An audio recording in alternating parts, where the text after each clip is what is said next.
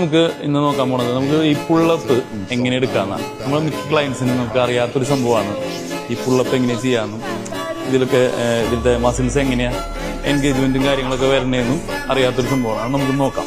മിക്ക ക്ലയൻസ് നമ്മുടെ ഷോൾഡർ കൂടുതൽ എൻഗേജ് ചെയ്ത് ബാക്കി മസിൽസിനൊന്നും സപ്പോർട്ട് കൊടുക്കാണ്ടായിരിക്കും കൂടുതൽ ചെയ്തിട്ടുണ്ടാവുക.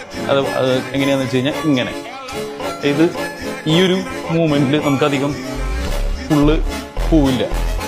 അതിന് പകരം നമ്മൾ ഈ ഷോൾഡർ ഇങ്ങനെ പിടിക്കുന്നതിന് പകരം എൽബോ ഇങ്ങനെ പിടിക്കുന്ന പകരം ടക്കിൻ ചെയ്തിട്ട് എൽബോ ടക്കിൻ ചെയ്തിട്ട് നമ്മുടെ ബാക്ക് മസിൽസും കൂടി എൻഗേജ് ചെയ്തിട്ട് ഇങ്ങനൊരു മൂവ്മെന്റ് കൊടുക്കുകയാണെങ്കിൽ നമുക്ക് ബിഗിനേഴ്സൊക്കെ ചെയ്യുകയാണെങ്കിൽ ഇങ്ങനെ പിടിക്കുന്നതിന് പകരം ഇങ്ങനെ പിടിച്ച് ഈ ഒരു മൂവ്മെന്റ്സ് ആദ്യം ചെയ്ത് പഠിക്കുക.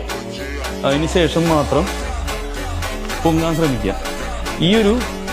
ഈ ടക്കിങ്ങിലാണ് കൂടുതലും വർക്കൗട്ട് ആക്ടിവേഷൻ നടക്കുന്നത്. അതായത് ലാറ്റ് മസിലാണ് നമ്മൾ എൻഗേജ് ആവേണ്ടത്.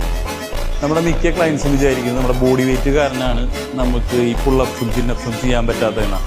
ഇതങ്ങനെയൊന്നുമില്ല. നമ്മുടെ മസിൽസ് ആക്ടിവേഷൻ ചെയ്യാനുള്ള ഒരു മൈൻഡ് മസിൽ കണക്ഷൻ കിട്ടാത്തത് കൊണ്ടാണ് നമുക്ക് ആദ്യമായിട്ട് ചെയ്യുന്നവർക്ക് ഇത് ചെയ്യാൻ പറ്റാത്തത്. ഇത് പ്രാക്ടീസ് ചെയ്ത് കഴിഞ്ഞാൽ നമുക്ക് നല്ല രീതിയിൽ ചെയ്യാൻ പറ്റും.